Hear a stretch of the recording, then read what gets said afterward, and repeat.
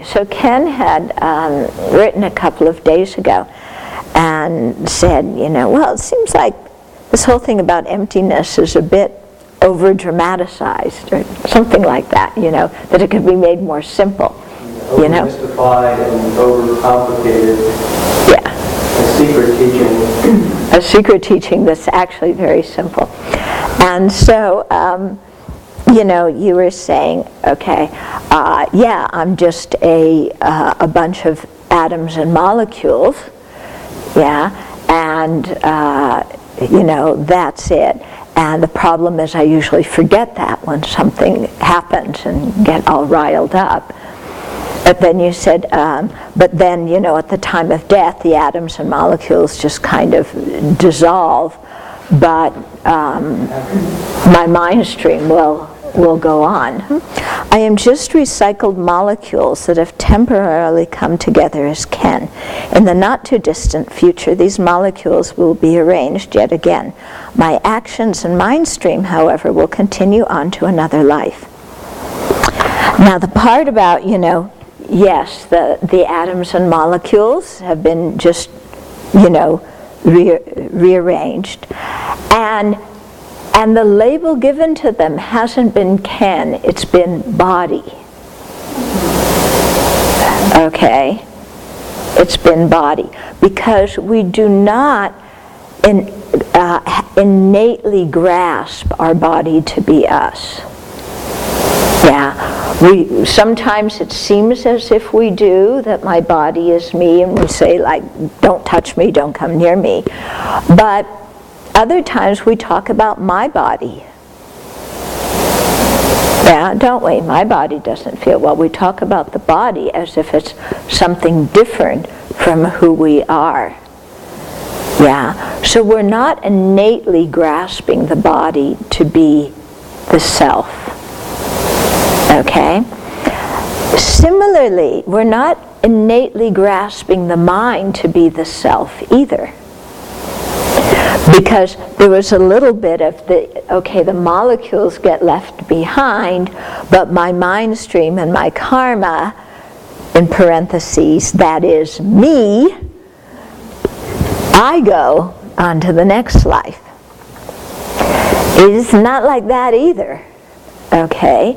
Because in there, we don't innately grasp our mind to be who we are, because sometimes we can imagine having a different mind, don't we? Yeah, if I could only change personalities with somebody else. That's separating out the mind and the self, okay? So just seeing that the body is not me or the mind is not me, those alone are not seeing emptiness, okay?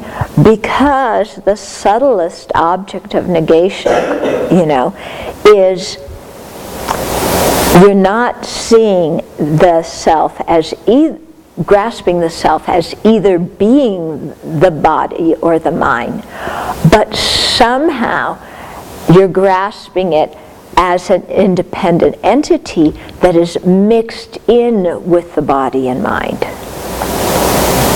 Okay? So it's not so simple to just say, my body dies and I go on, because then we're really thinking that we are our mind stream. The consciousness goes on, I am the consciousness, I'll kind of be the same person in the next life.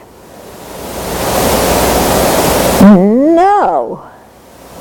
Because when we leave behind the aggregates at death, the aggregates isn't just the body, we're leaving behind our mental aggregates too, especially if we're born in another life form. Like when you're a cat, when you die, you leave behind the mental consciousness of a cat, and then if you're going to be born as a human being, in your next life you have the mental consciousness of a human being. Okay, so we shouldn't think that we are our mind and that our mind comes along with us exactly as it is, with maybe a few speckles of karma on it, you know, but we're basically the same person. Because it's quite interesting when I never met the 13th Dalai Lama, but from all descriptions, his personality was very different from the personality of the 14th Dalai Lama. Yeah, and so people can have quite different personalities.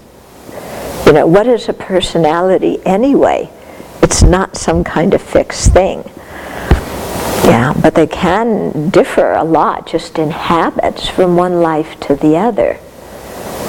Okay, so it's not, you know, sometimes we have this feeling of, okay, I just leave my body, I leave the physical external world, but then there's me who abides in peace, who goes on to the next life. That's still grasping at a self. Yeah, there's still an independent self that we're holding on to there, you know, which is somehow confused with the mental consciousness. Yeah, so it is actually something that is complicated in the sense of actually figuring out what the subtle object to be negated is. And they say that's one of the most difficult parts of the whole thing. You know, the reasonings, it may take us a while to understand, but the most difficult thing is what are we actually saying doesn't exist? Yeah? So we need to keep focusing on that a little bit more. And try and see, you know, what actually is it that we're refuting here, you know. And then when you do, like I remember when I started, they said that, you know, permanent, unitary, a self that's permanent, unitary, and independent of causes and conditions, you know, is the grossest one. And they say that one is, you know, not even an innate self-grasping. That is just something that was made up by philosophy and, you know, incorrect philosophy and incorrect theory. So this idea of there being a soul, you know, is just basically made up. It's something, it's an acquired thing, yeah, that we made up. It's not innate. And I used to say, oh, but I really feel like I'm permanent, partless, and independent. How can that be that that's just an innate thing? I felt that way my whole life.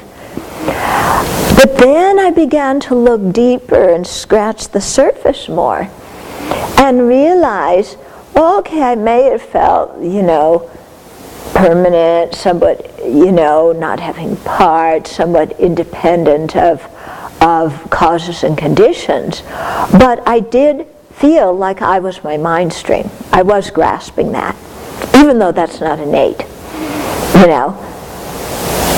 Yeah, I am my mind stream, and that's going from one life to the next. And I said, oh, you know, that isn't even this gross one.